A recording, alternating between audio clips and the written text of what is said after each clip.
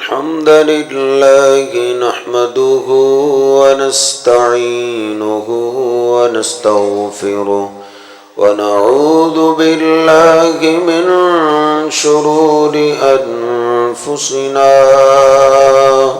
ومن سيئات أعمالنا من يهده الله فلا مضل له ومن يضلله فلا هادي له أشهد أن لا إله إلا الله وحده لا شريك له وأشهد أن محمدا عبده ورسوله اللهم صل على محمد وأزواجه وذريته كما صليت على آل إبراهيم وبارك على محمد وأزواجه وذريته كما باركت على آل إبراهيم إنك حميد مجيد رب اشرح لي صدري ويسر لي أمري واحلل عقدة من لساني يفقه قولي رب زدني علما سبحانك لا علم لنا إلا ما علمتنا إنك أنت العليم الحكيم أما بعد فإن خير الحديث كتاب الله وخير الهدي هدي محمد صلى الله عليه وسلم وشر الأمور محدثاتها وكل محدثة بدعة وكل بدعة ضلالة وكل ضلالة في النار أعوذ بالله السميع العليم من الشيطان الرجيم من همزه ونفخه ونفسه بسم الله الرحمن الرحيم يا أيها الذين آمنوا اتقوا الله حق تقاته ولا تموتن إلا وأنتم مسلمون سبحان ربك رب العزة عما يصفون وسلام على المرسلين والحمد لله رب العالمين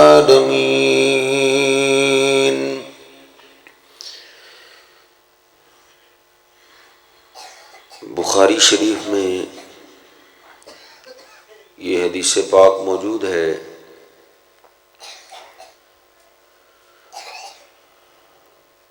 سیدنا معاذ بن جبل رضی اللہ تعالیٰ عنہ بیان کرتے ہیں کہ میں نبی پاک صلی اللہ علیہ وسلم کے ساتھ سواری پہ سوار تھا تو اچانک ہی آپ نے آواز دی یا معاذ،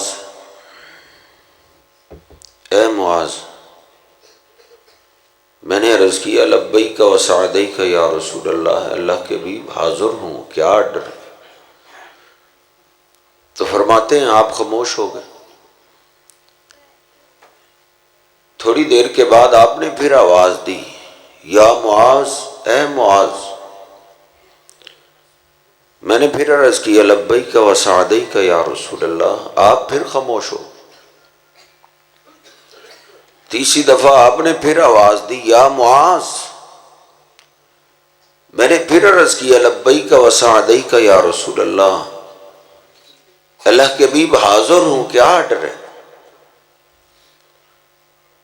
میں ہوشیار ہو گیا، چکنا ہو گیا کہ نبی پاک صلی اللہ علیہ وسلم مجھ سے آج کوئی خاص بات کرنا چاہتے۔ تو آپ نے فرمایا، یا معاذ، اتدری ما حق اللہ علی العباد۔ اے معاذ، کیا جانتے ہو جس اللہ نے اس کائنات کو سجا دیا ہے انسان کے لیے اور اتنی نعمتیں عطا کی ہیں کہ شمار کرنے بیٹھ جائے یہ شمار نہیں کر سکتا، جانتے ہو اس اللہ کا حق بندوں کے ذمے کیا ہے؟ میں نے عرض کی، اللہ کے حبیب، یا اللہ جانتا ہے، یا جس میرے محبوب پیغمبر پہ اللہ کی وحی آتی ہے آپ جانتے ہیں، میں تو نہیں جانتا۔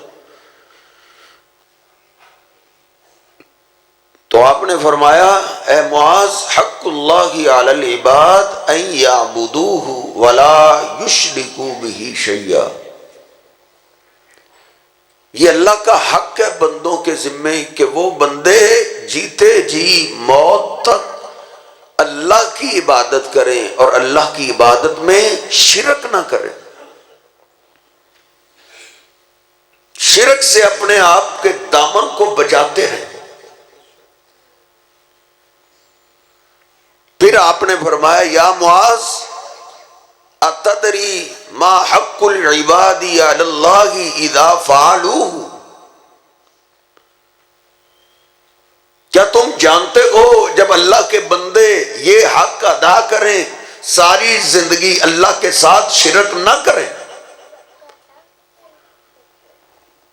ساری زندگی اللہ کے برابر نہ کسی درخت کو، نہ کسی پتھر کو، نہ کسی انسان کو، نہ کسی ولی کو، نہ پیر کو، نہ بزرگ کو، نہ پیغمبر کو، نہ فرشتے کو، کسی کو اللہ کا برابر نہ کریں، اسی پہ توحید پہ ان کی موت آ جائے،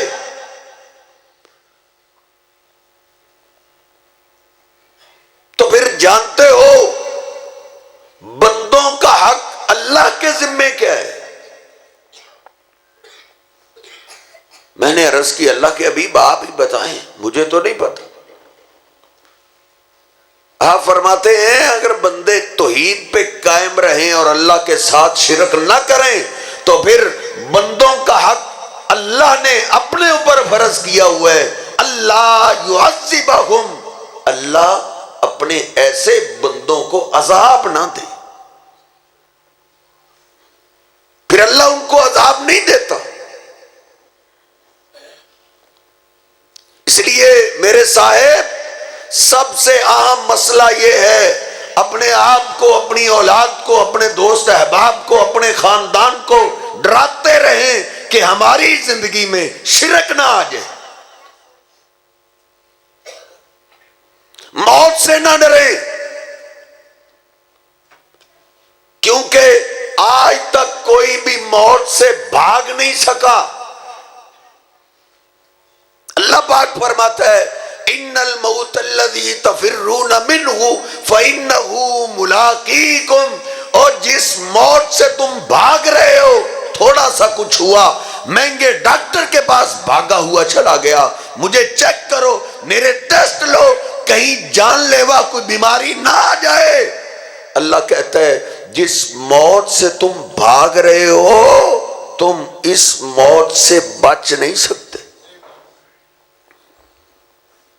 یہ بوتلیں، یہ انجیکشن، یہ بہترین میڈیسن، کیپسول، ٹیبلٹس، یہ ساری لیبارٹرییں، یہ سارے کچھ اس وقت تک کام آتے ہیں جب تک اللہ کی طرف سے ٹائم نہ آئے۔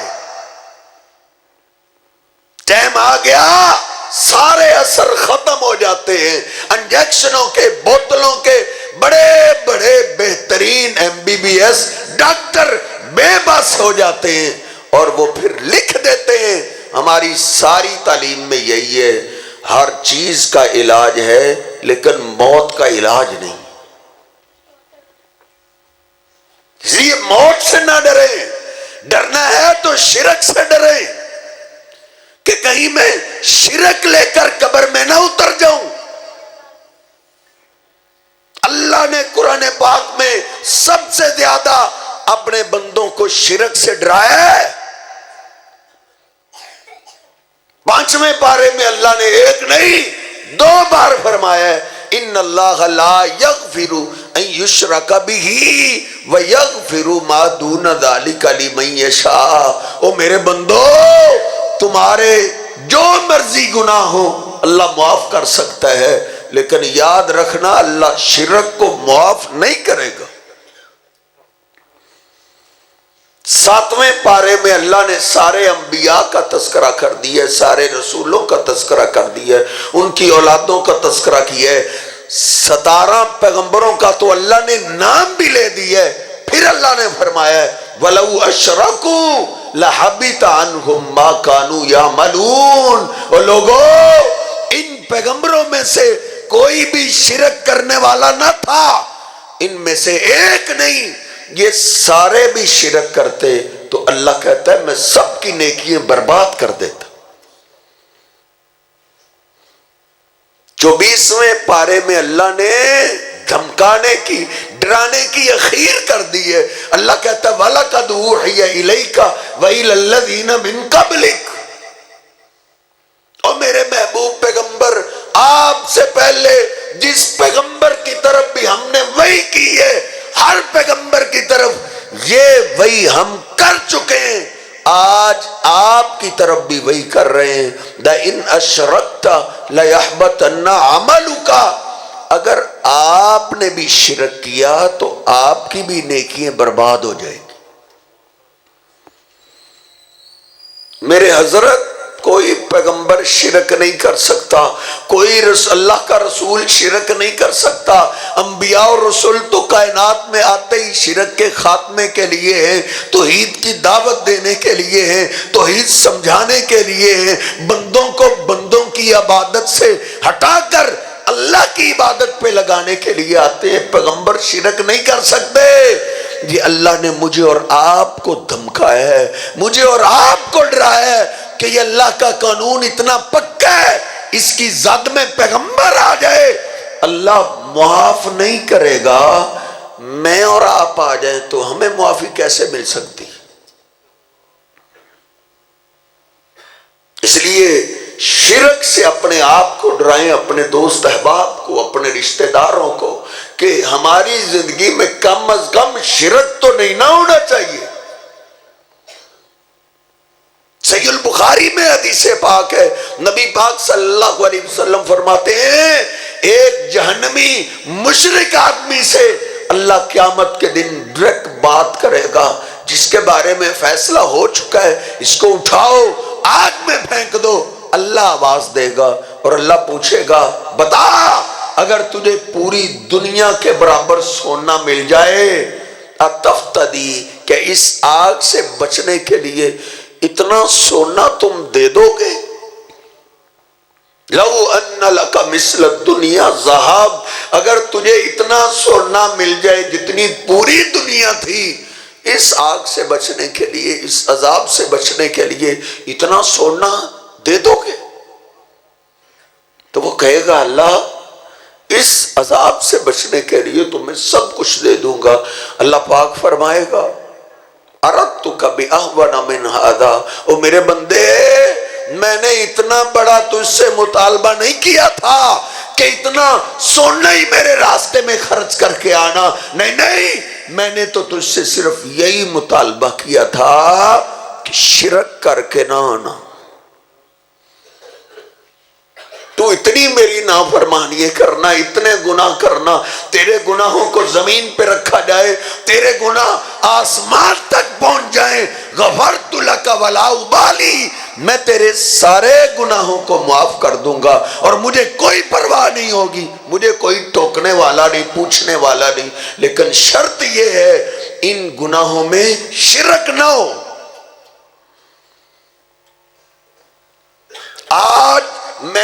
آپ یہ سیکھنا چاہیں گے کہ آدم علیہ السلام کی اولاد میں اللہ کے بندوں میں شرک کہاں سے آ گیا؟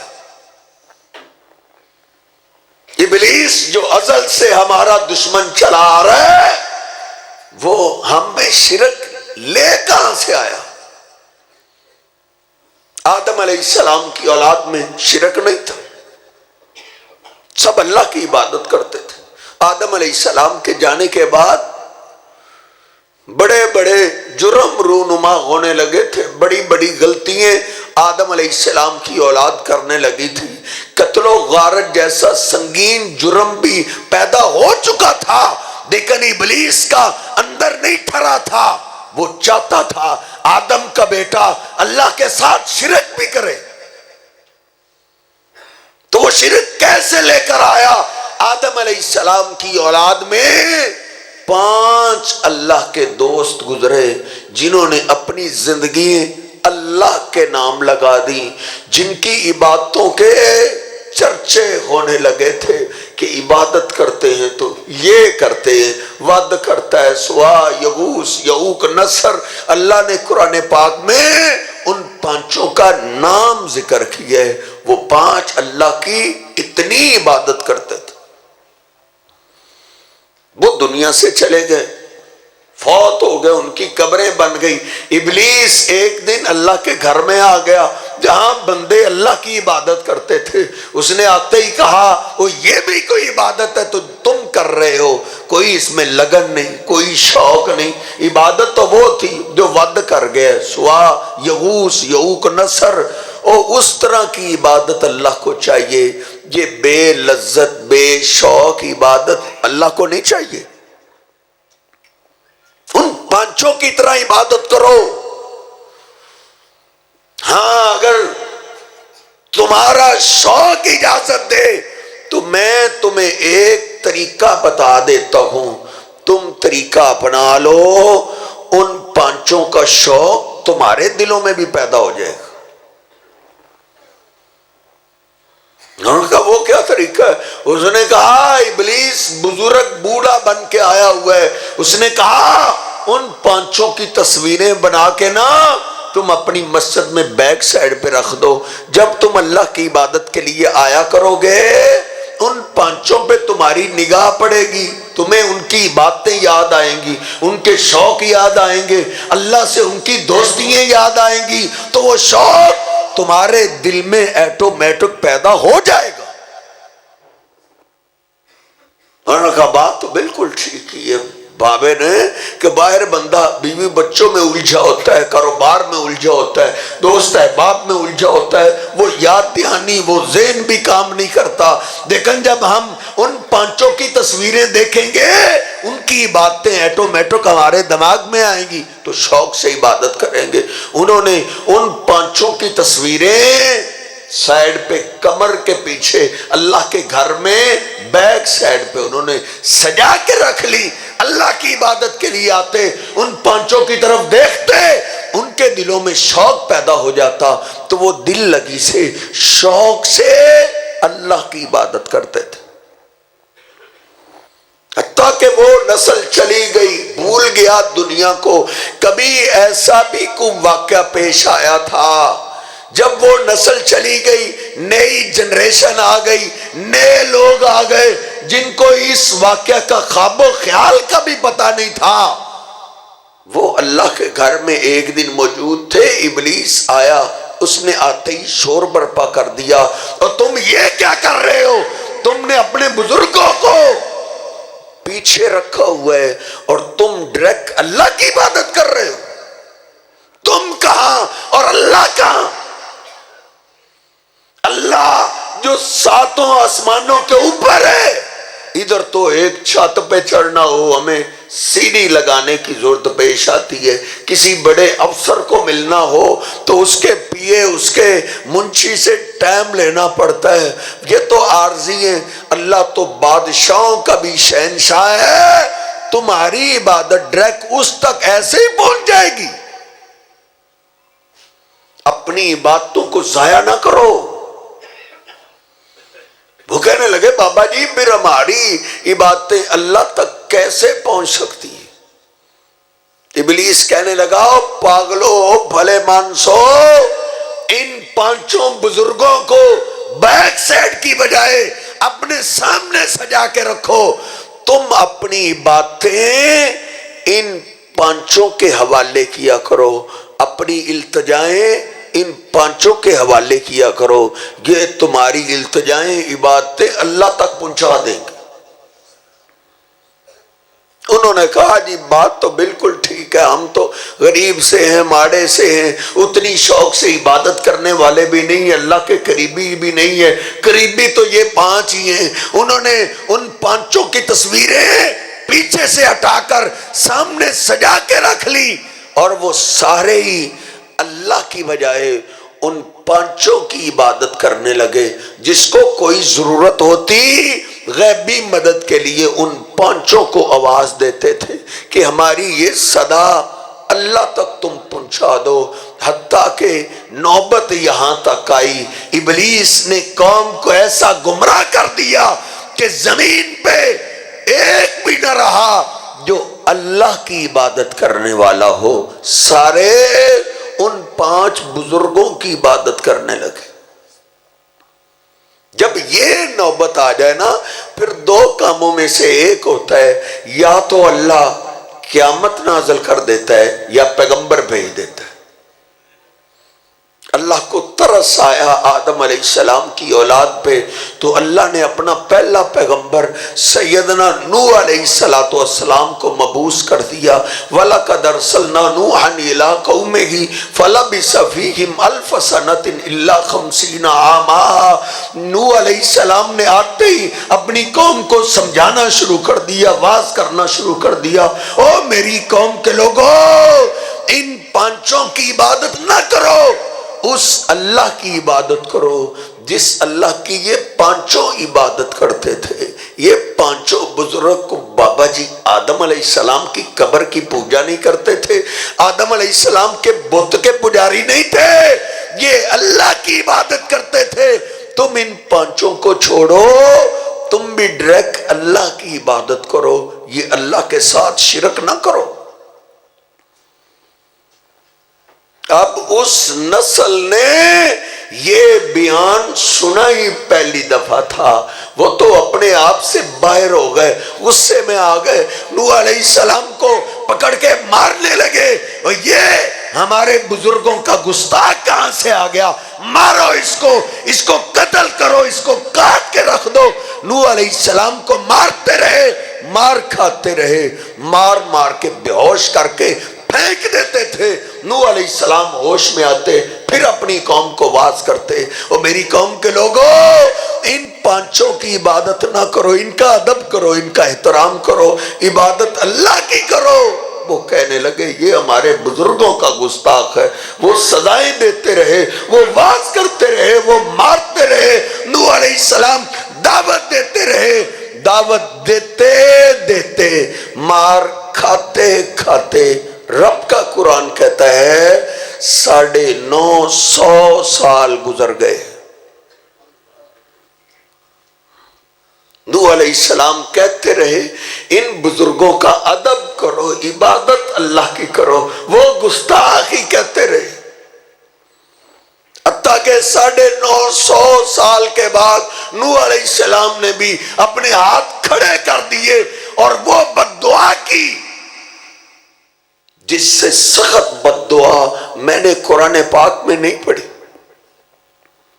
رو ہی پڑے اللہ کے سامنے، انی دعوت قومی لیلا و نہارا، اے میرے اللہ 950 سال ہو گئے، میں نے دن کو بھی ان کو واز کیا ہے، رات کو بھی سمجھایا ہے، فلم یزدہم دعائی الا فرارا، یہ ماننے والے نہیں ہیں، اے اللہ ان کا تو بوڑھا مرتے ہوئے بھی، قبر میں اترتے وقت بھی اپنی اولاد کو وصیت کر کے جاتا ہے۔ یہ رب کا قرآن ہے، 29واں پارہ ہے، سورہ نوح ہے، بوڑھے مرتے ہوئے بھی اپنی اولاد کو یہی وصیت کر کے مرتے ہیں، لا تذرن آلہتکم ولا تذرن ودم ولا سوام ولا یغوث ویعوق ونسرا، میں تو جا رہا ہوں، میرے جانے کے بعد بھی اس نوح گستاخ کی نہیں ماننی، بلکہ ان پانچوں کی عبادت تم نے جاری رکھنی ہے۔ ود کی عبادت کرتے رہنا، سوا، یغوث، یعوق، نصر کی عبادت کرتے رہنا، میرے جانے کے بعد میرے دین کو چھوڑ نہ دینا۔ اللہ بوڑھے مرتے ہوئے بھی، موت کو دیکھ کے بھی اپنی نسلوں کو یہی بات کر کے جاتے ہیں، ان میں کہاں سے توحید پرست ہونا ہے، بس جنہوں نے ہونا تھا وہ ہو چکے ہیں۔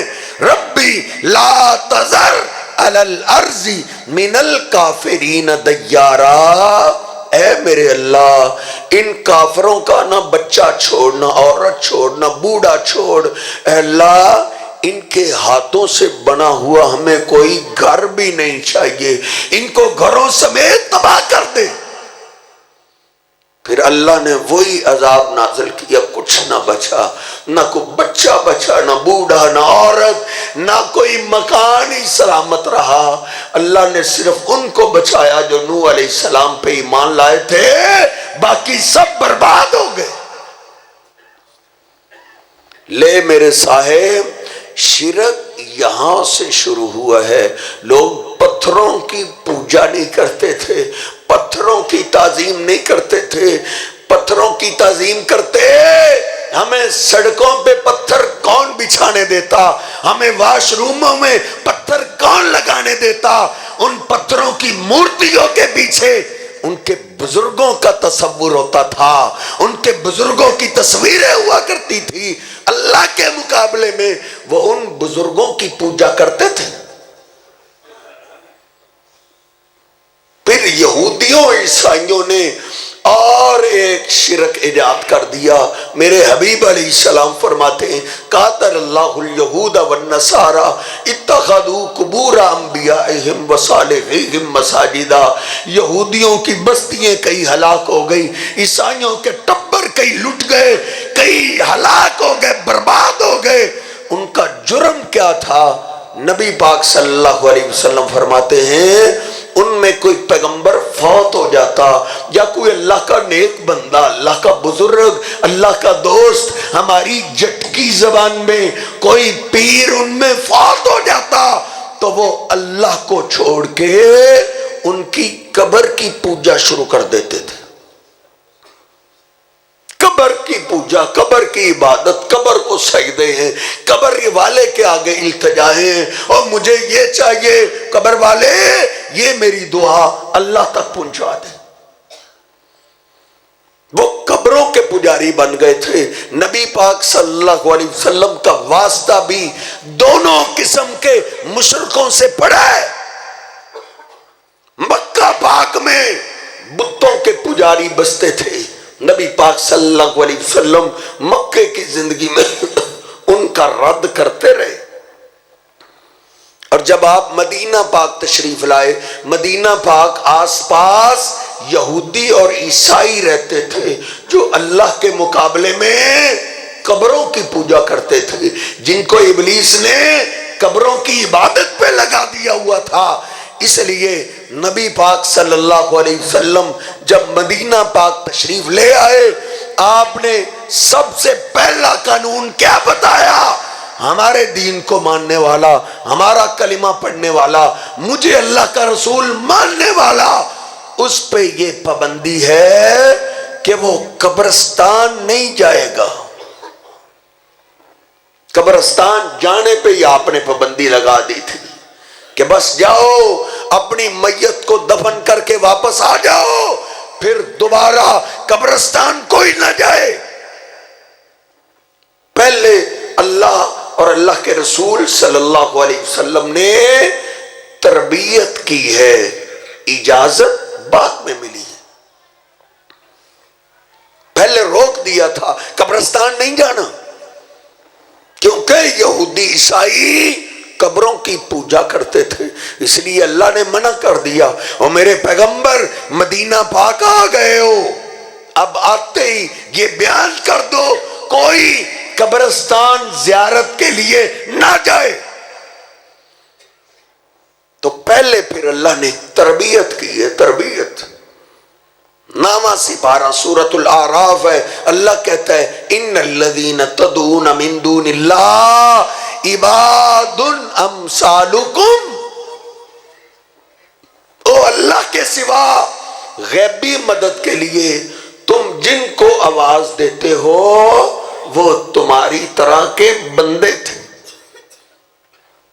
ان کو بھی ضرورت کائنات میں پڑتی تھی، وہ تمہاری طرح کے بندے تھے، وہ کھاتے تھے، وہ پیتے تھے، ان کی شادیاں ہوئی، ان کی اولاد ہوئی. جس کے پاس اولاد نہیں اس نے اولاد اللہ سے مانگی.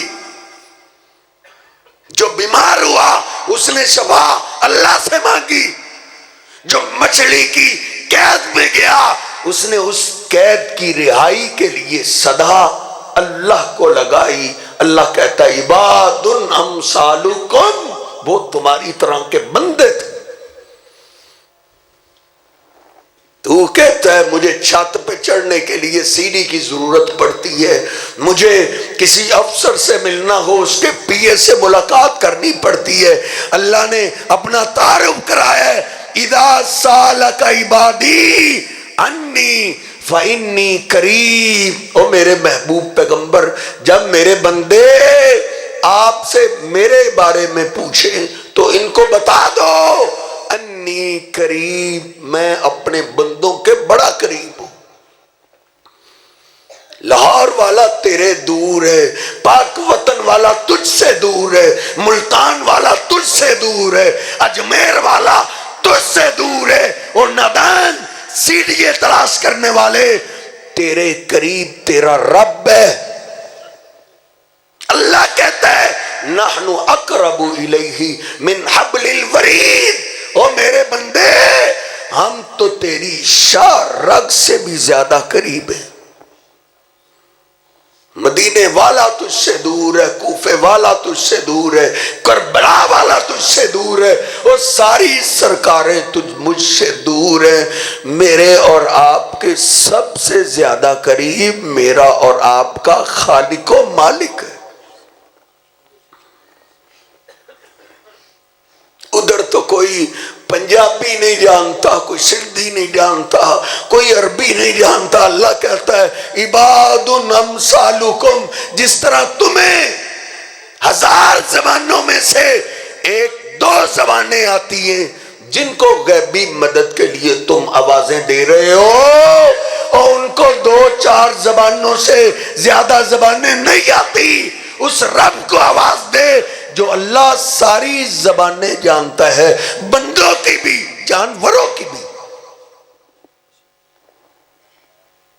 قبرستان جانے پہ پابندی ہے، پہلے تربیت ہو رہی ہے کہ اللہ کے سوا جن کو تم آوازیں دیتے ہو وہ تمہاری طرح کے بندے تھے.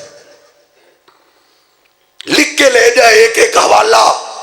نامہ سپارہ سورۃ الاعراف آیت نمبر 197. اللہ فرماتا ہے والذین تدعون من دونہ، او اللہ کے سوا غیبی مدد کے لیے تم جن کو آواز دیتے ہو لا یستطیعون نصرکم، وہ تمہاری مدد نہیں کر سکتے، ولا انفسہم ینصرون. اللہ نے اللہ کی قسم جھٹکی زبان میں سادہ لفظوں میں سمجھا دی ہے. اللہ کہتا ہے وہ تیری مدد کیسے کرے گا؟ ولا انفسہم ینصرون. اب ان کے جسم سے روح نکل گئی ہے. نادان میرے صاحب، اللہ کہتا ہے اب تو وہ اپنی مدد بھی نہیں کر سکتا. ولا انفسہم ینصرون، ان کی آنکھ کھلی رہ جائے وہ اپنی آنکھیں بند نہیں کر سکتا.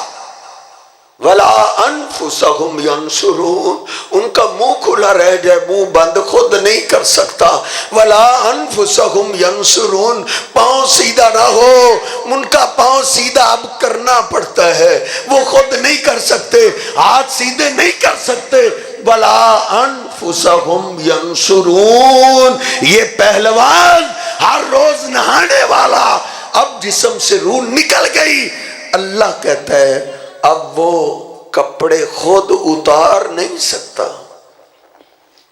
ولا انفسہم ینصرون، اب وہ خود غسل نہیں کر سکتا، ولا انفسہم ینصرون، اب وہ خود کفن نہیں پہن سکتا، ولا انفسہم ینصرون، اب وہ قبرستان خود نہیں جا سکتا، ولا انفسہم ینصرون، اب قبر میں اس کو پہنچا دیا گیا ہے، اب وہ قبر میں خود اتر نہیں سکتا، تو کر اس کے کام، بیٹا کرے اس کے کام، دوست کرے اس کے کام، مرید کرے اس کے کام، ولا انفسہم ینصرون، اس کو قبر میں اتار دیا گیا، اب وہ مٹی اپنے اوپر ڈال نہیں سکتا، ولا انفسہم ینصرون، مٹی تو ڈال۔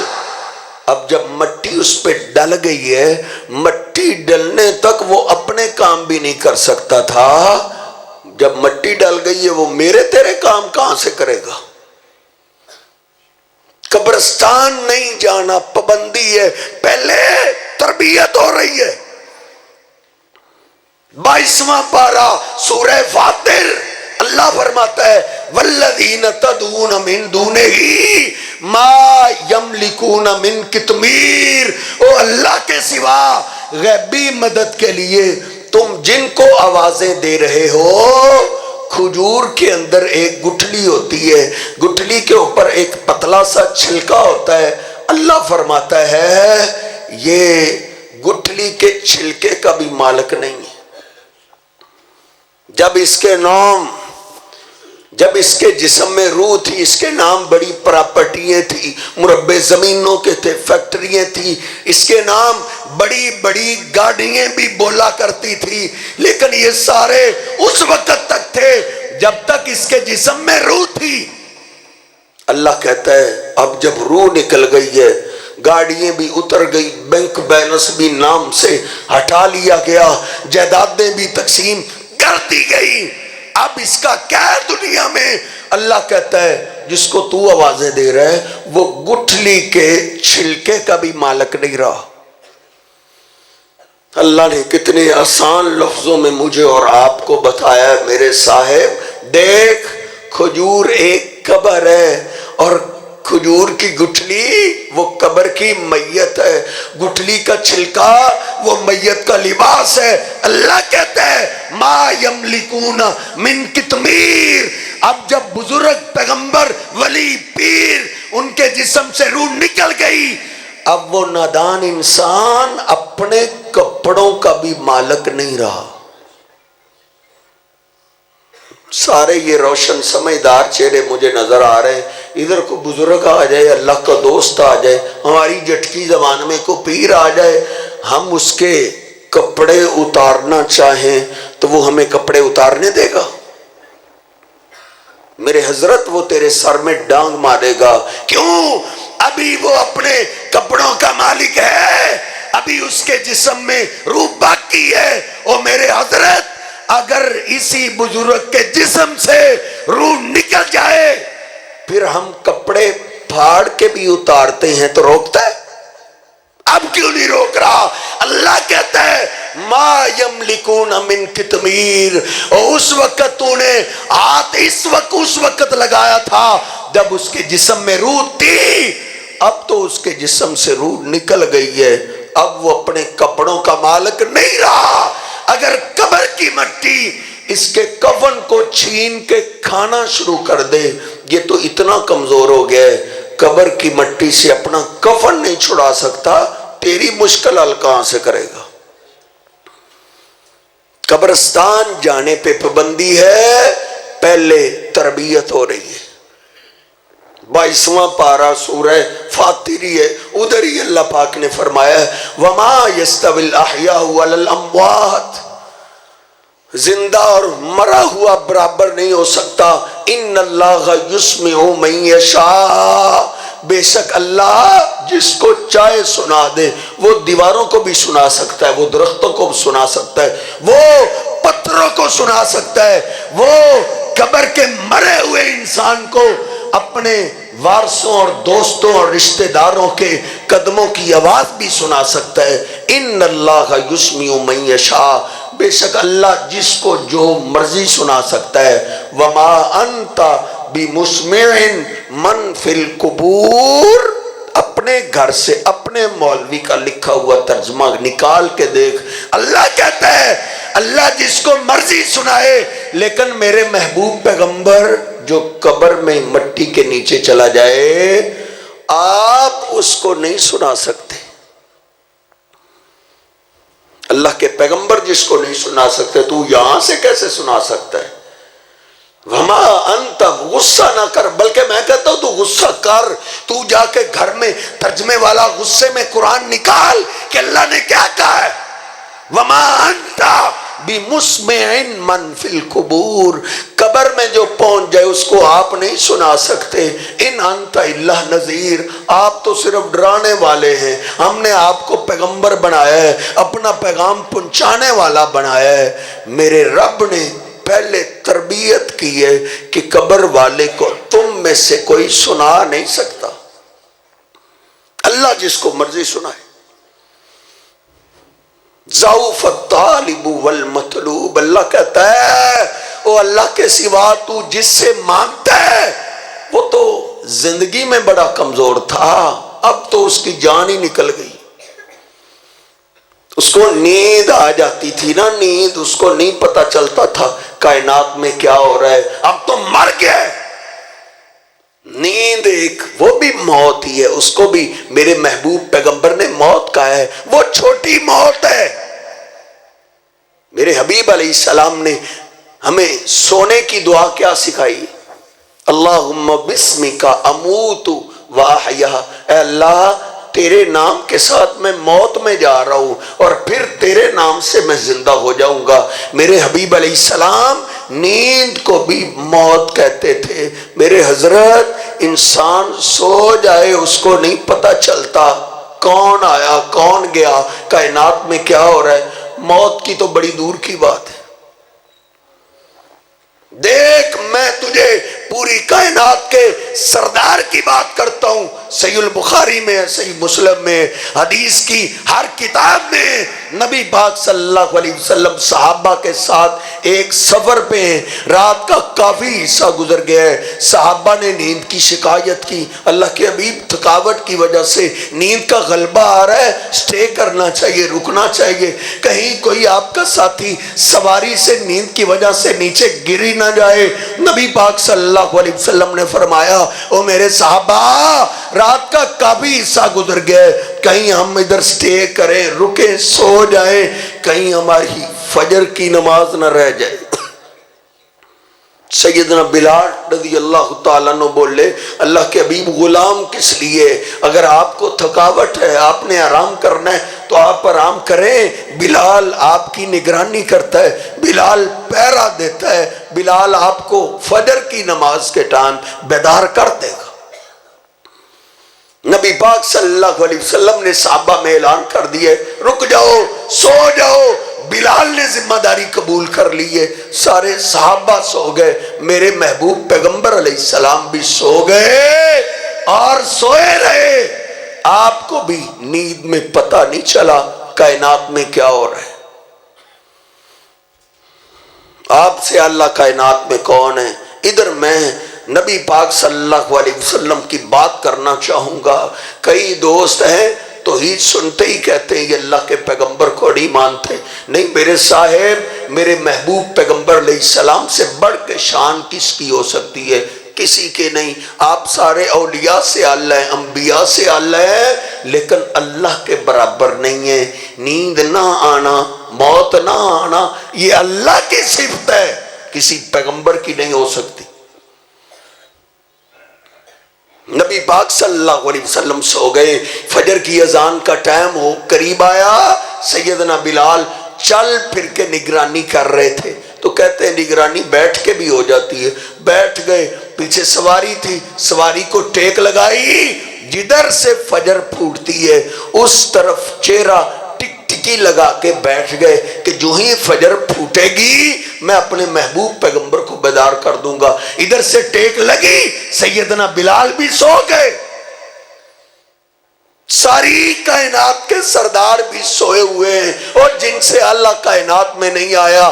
نبی پاک صلی اللہ علیہ وسلم خود فرماتے ہیں دو فرشتوں کو میں نے دیکھا ہے, ایک کے ہاتھ میں ترازو تھا, اس نے ایک پلڑے میں مجھے بٹھایا, دوسرے پلڑے میں ایک آدمی کو تولا گیا, میرا وزن بھاری رہا, پھر 10 کے مقابلے میں تولا گیا, میرا وزن پھر بھی بھاری رہا, پھر 100 کے مقابلے میں, پھر فرشتہ کہتا ہے زنہ بِأَلْفٍ, ان کو 1000 کے مقابلے میں تولو.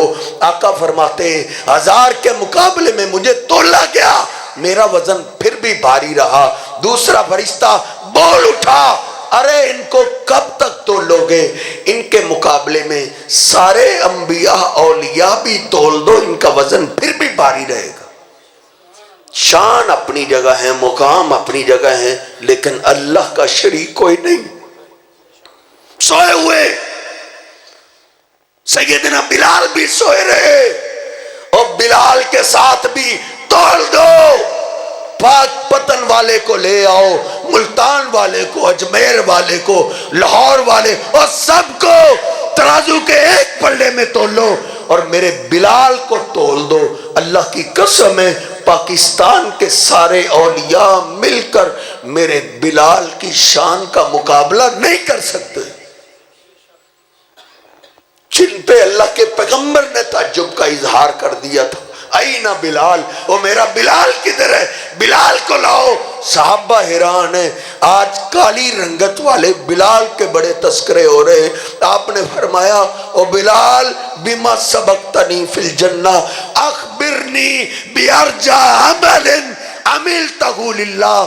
بلال مجھے بھی بتاؤ تم کرتے کیا ہو, اللہ کے حبیب کیا ہوئے؟ کہا بلال اللہ نے رات کو مجھے جنت کی سیر کروائی, تم چلتے زمین پہ ہو, تیرے قدموں کی آواز جنت میں نے خود سنی. وہ بلال سو گئے, بڑی موت نہیں آئی, ابھی نیند آئی ہے, ان کو بھی پتا نہیں چلا کہ فجر کی نماز کا ٹائم گزر رہا ہے. میں کہا کرتا ہوں اللہ نے بھی جبریل امین کو نہیں بھیجا کہ اٹھا دو, نہیں نہیں, اللہ کو پتا تھا ساری صدیوں کا, تاکہ 14ویں صدی کے بندے بھی قابو آ جائیں کہ انسان جتنی مرضی اونچی شان والا ہو وہ سو جائے, اس کو نہیں پتا چلتا کائنات میں کیا ہو رہا ہے. مرنے کے بعد منو مٹی کے نیچے جانے کے بعد کیسے پتا چل جاتا ہے فلاں مرید میرا فلاں جگہ پھنسا ہوا ہے. یہ سارے افسانے ہیں, یہ ساری کہانیاں ہیں. سب سے پہلے بیدار ہوئے تو کون؟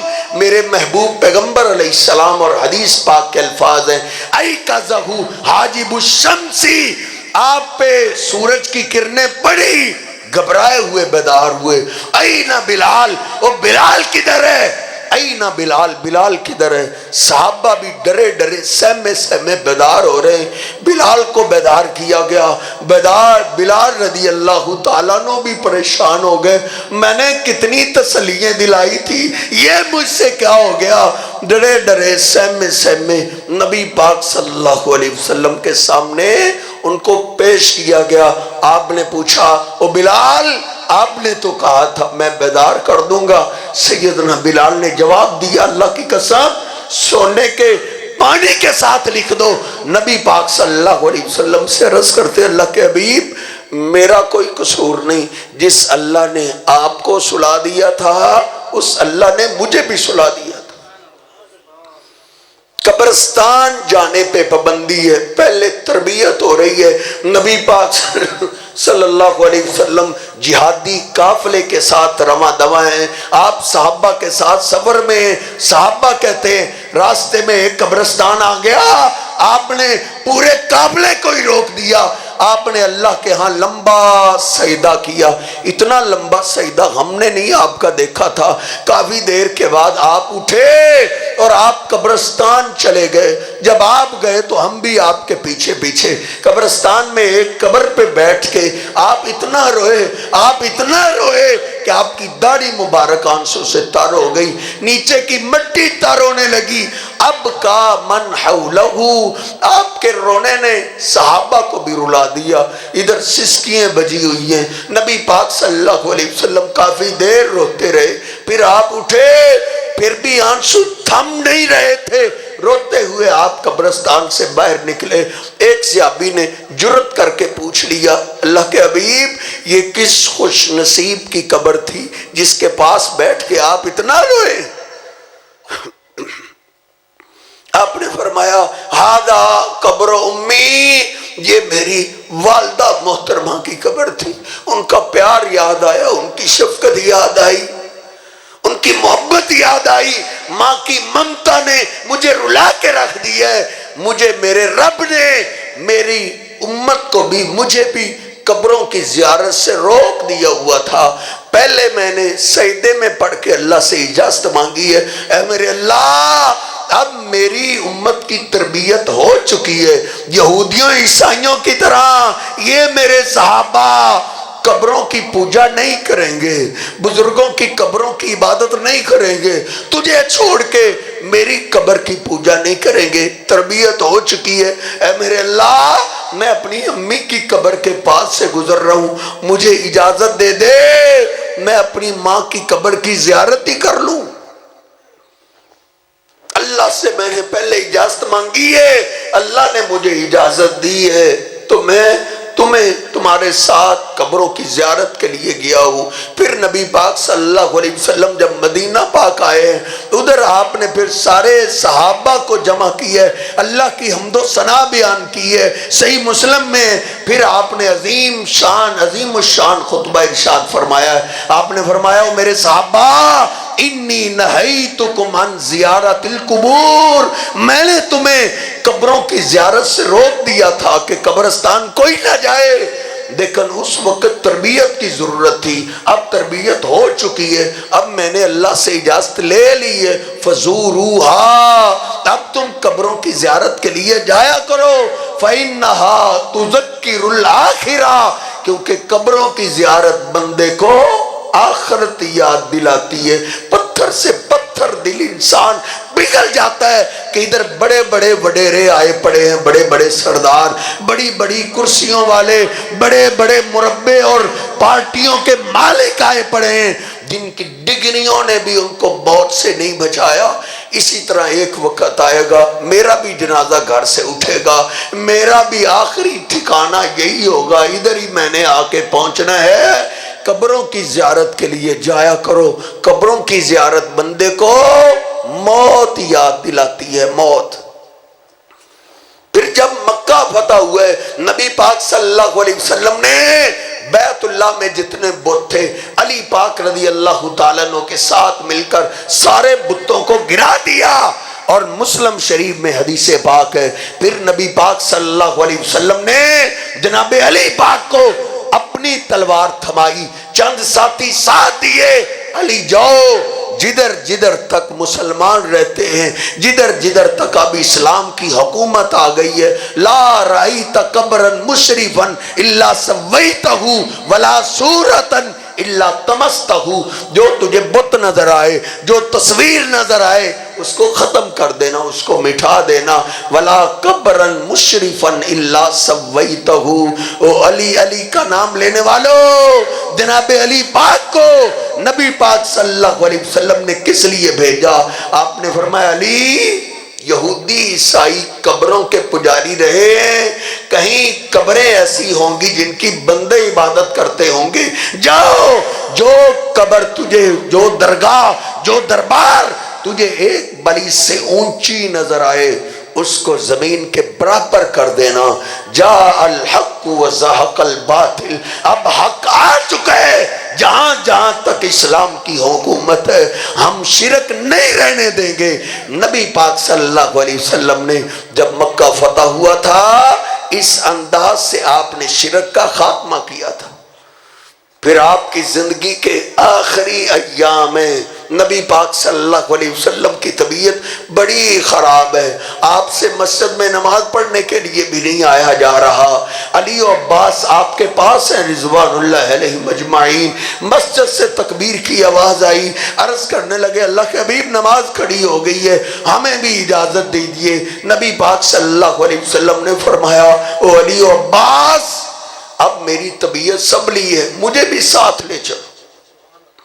نبی پاک صلی اللہ علیہ وسلم نے ایک ہاتھ سیدنا عباس کے کندھے پہ رکھا، دوسرا ہاتھ جناب علی پاک کے کندھے پہ رکھا، اور آپ مسجد میں نماز کے لیے جا رہے۔ میری امی عائشہ رو پڑی، کہتی ہے میرے محبوب پیغمبر کس حالت میں نماز کے لیے جا رہے ہیں؟ رجلاہ تخطان، آپ کے پاؤں مبارک زمین پہ خط کھینچ رہے ہیں۔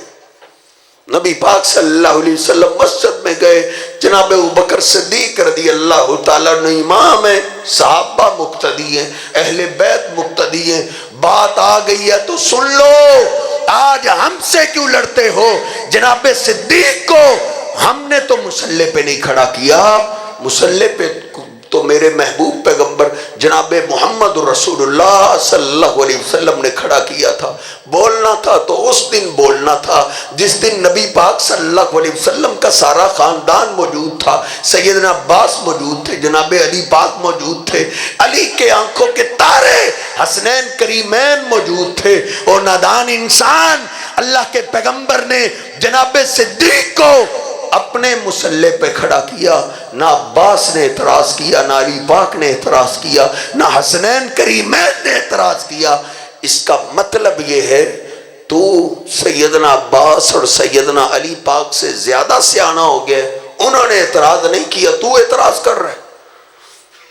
تیری کتابیں بھی بول کے بتاتی ہے کہ نبی پاک صلی اللہ علیہ وسلم نے اپنی زندگی میں جناب صدیق کو اپنے مصلی پہ کھڑا کیا تھا۔ وہ بھی کیسے عظیم لوگ تھے، کیسا پیار کرنے والے تھے، آپ کی خوشبو محسوس کر کے پتہ کر لیتے تھے۔ نبی پاک صلی اللہ علیہ وسلم تشریف لے آئے ہیں، خوشبو محسوس ہونے لگی، پیچھے ہٹنے لگے، آپ نے اشارہ کرتے ہوئے کہا مکانک، اے ابو بکر ادھر ہی ٹھہرو، پیچھے نہ ہٹو۔ آج میں بتانا چاہتا ہوں کوئی یہ نہ کہے صدیق خود قبضہ کر گیا تھا، نہیں، میں بتانا چاہتا ہوں میں اپنی زندگی میں مسجد میں آ کے تجھے اپنے مصلی پہ کھڑا کرنا چاہتا ہوں۔ آپ نے جناب علی و عباس کو کہا مجھے ابو بکر کی ایک سائڈ پہ بٹھا دو۔ جناب ابوبکر صدیق کے امام میرے محبوب پیغمبر بن گئے، صحابہ اور اہل بیت کے امام جناب ابوبکر صدیق بن گئے تھے۔ نماز ختم ہوئی، نبی پاک صلی اللہ علیہ وسلم کی زندگی کا آخری خطبہ ہے، آخری منبر پہ آپ بیٹھے ہیں، اللہ کی حمد و ثنا کے بعد خطبہ شروع ہو رہا ہے۔ آپ نے فرمایا اللہ نے اپنے بندوں میں سے ایک بندے کو اختیار دے دیا ہے، چاہے وہ زمین پہ رہی یا اللہ کے پاس چلا جائے، فاختار ما عند اللہ، اس نے اللہ کی ملاقات کو پسند کر لی ہے۔ صدیق پاس بیٹھے، چیخ نکلی، رونے لگے۔ عمر نے کہا ابوبکر آپ کو خیر ہے، نبی پاک صلی اللہ علیہ وسلم کسی آدمی کا واقعہ سنا رہے ہیں اور تم نے رونا شروع کر دیا ہے۔ جناب صدیق روتے ہوئے کہتے ہیں عمر تیری ماں تجھے گم پائے، اللہ کے پیغمبر کے بغیر کون ہو سکتا ہے جس سے اللہ پوچھے زمین پہ رہنا چاہتے ہو یا ہمارے پاس آنا چاہتے ہو؟ عمر اللہ کے پیغمبر اپنی بات کر رہے ہیں، نبی پاک صلی اللہ علیہ وسلم نے ہمیں چھوڑنے کا فیصلہ کر لیا ہے۔ عمر بھی رو پڑے، صحابہ بھی رو پڑے، آنکھوں کی برسات میں صحابہ اکرام کی موجودگی میں میرے محبوب پیغمبر کا یہ آخری خطبہ ہے۔ آپ نے فرمایا الا او میرے صحابہ غور سے میری بات سنو، سارے میری طرف توجہ کرو۔ الا من کان قبلکم اذا مات فیہم الرجل الصالح بنوا علی قبرہ مسجدہ، تم سے پہلے یہودی عیسائی کئی برباد ہوئے کیونکہ ان میں کوئی نیک بندہ، کوئی پیغمبر فوت ہوتا تو وہ اللہ کو چھوڑ کے اس کی قبر کی عبادت شروع کر دیتے تھے۔ او میرے صحابہ، انی نہیتکم عن ھذا، میں تمہیں اس کام سے روک کے جا رہا ہوں، تم نے میری قبر سے یہ سلوک نہیں کرنا۔ ایسا نہ ہو میری قبر بننے کے بعد تم اللہ کو چھوڑ کے میری قبر کی پوجا شروع کر دو، ادھر سجدے، ادھر رکوع، ادھر التجائیں کرنے لگو۔ نہیں، تم نے اللہ کی عبادت کرتے رہنا ہے۔ بل اللہ فاعبد وکم من الشاکرین۔ پھر نبی پاک صلی اللہ علیہ وسلم نے فرمایا الا هل بلغت، ہاں ہاں میں نے دین تم تک پہنچا دی ہے، میں نے اصل بات تم تک پہنچا دی ہے، اللہ کا پیغام کہ اللہ کی عبادت میں کوئی بھی شریک نہیں، میں بھی اللہ کا شریک نہیں ہوں، عبادت کے لائق میں بھی نہیں ہوں، عبادت کے لائق اللہ کی ذات ہے۔ جناب ابو ہریرہ رضی اللہ تعالیٰ فرماتے ہیں پھر نبی پاک صلی اللہ علیہ وسلم نے ہاتھ اٹھا کے دعا کی، اللہم لا تجعل قبری وثنا یعبد، اے میرے اللہ تیرا پیغام میں نے تیرے بندوں تک پہنچا دی ہے، اب میں التجا کرتا ہوں اے اللہ میری قبر کی تو نے حفاظت کرنی ہے، لا تجعل قبری وثنا یعبد، اے اللہ میری قبر کو بت نہ بنا دینا کہ تیرے بندے تجھے چھوڑ کے میری قبر کی عبادت شروع کر دے، میں اپنی قبر تیرے سپرد کر کے جا رہا ہوں۔ نبی پاک صلی اللہ علیہ وسلم نے یہ پھر دعا کی ہے، اللہ نے دعا کو قبول کیا ہے، قبولیت سے ایسا نوازا ہے آج تک، اور پاکستان کی قبروں کے پجاریوں آج تک اللہ نے اپنے محبوب پیغمبر کی قبر کی بھی حفاظت کی ہے۔ کوئی ادھر جا کے رکوع نہیں کر سکتا، کوئی میرے محبوب پیغمبر کو سجدہ نہیں کر سکتا، سجدہ تو دور کی بات ہے، ادھر اللہ نے سپاہی کھڑے کر دیے، جالی کو ہاتھ بھی نہیں لگانے دیتے۔ اس انداز سے جب عقیدہ توحید دنیا میں پھیلا تھا، شرک کا خاتمہ ہوا، آدھی زمین پہ امن آ گیا تھا۔ پاکستانیوں آخری بات اور بات ختم ہے، امن کا ایک ہی راستہ ہے، قرضے اتارنے کا ایک ہی راستہ ہے، ضروریات زندگی آسان بنانے کا ایک ہی راستہ ہے، مسلمانوں کو ذلت سے نکالنے کے لیے عزت کی طرف لانے کا ایک ہی راستہ ہے کہ اللہ کی دھرتی پہ شرک کو ختم کر دیا جائے، آج توحید نافذ کرتی جائے۔ بدر میں اترنے والے فرشتے کو مر نہیں گئے، وہ آج بھی مسلمانوں کی مدد کے لیے اتر سکتے ہیں۔ بنی اسرائیلیوں نے بھی کہا تھا اللہ ہم فرعون کی غلامی میں ہیں، کیا کر سکتے ہیں، تو ہمیں آزادی دے، پھر دیکھ ہم تیری عبادت کیسے کرتے ہیں۔ اللہ نے فرعون اور اس کی فوج کو ان کی آنکھوں کے سامنے غرق کر دیا، اللہ نے ان کو آزادی دے دی، لننظر کیف تعملون، اب ہم تمہیں دیکھتے ہیں تم کیا کرتے ہو۔ آزادی ملنے کے بعد ان ظالموں نے اللہ کے مقابلے میں گائے کے بچڑے کا بت بنا کے اس بت کی پوجا شروع کر دی تھی، اس بچڑے کی عبادت شروع کر دی تھی، تو پھر اللہ پاک نے ان کو کیا سزا دی۔ وہ آزادی مانگنے کے بعد شرک کرنے والوں، اب تمہارے اس گناہ کی سزا یہ ہے فَقْتُلُوا أَنفُسَكُمْ، اب تمہیں مارنے کے لیے اب یہودی نہیں آئیں گے، تمہیں مارنے کے لیے اب فرعونی نہیں آئیں گے، تمہیں مارنے کے لیے آگ کا پجاری مجوسی نہیں آئے گا۔ فَقْتُلُوا أَنفُسَكُمْ، اب تم خود ایک دوسرے کو قتل کرتے رہو گے، قتل کرنے والا بھی کلمہ پڑھنے والا ہوگا، قتل ہونے والا بھی کلمہ پڑھنے والا ہوگا۔ پاکستان کی بھی بالکل یہی مثال ہے، ہمارے بڑوں نے قربانیاں دی کہ اللہ ہم انگریز کی غلامی میں ہیں، ہندوؤں کی غلامی میں ہیں، کیا کر سکتے ہیں، تو ہمیں آزادی دے، پھر دیکھ ہم تیری عبادت کیسے کرتے ہیں۔ ہمارے بوڑھوں نے جانوں کی قربانیاں دی، عورتوں نے، ہماری بچیوں نے دریاؤں میں عزتوں کو بچاتے ہوئے چھلانگیں لگا دی، کوئی بات نہیں، ہماری جان جاتی ہے تو چلی جائے، ایک تو ملک ہمیں بھی ایسا مل جائے گا جہاں آزادی سے ہم اللہ کی عبادت کر لیں گے۔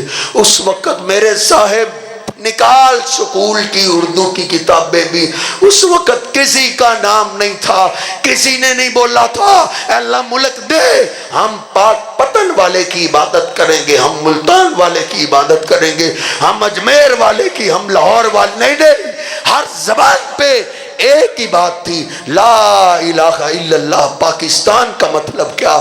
لا الہ الا اللہ۔ وہ پاکستان ایسا ہوگا جہاں اللہ کے سوا کسی کی عبادت نہیں ہوگی۔ اللہ نے آزادی دے دی، لو آزادی، اب تمہیں دیکھتے ہیں تم کیا کرتے ہو۔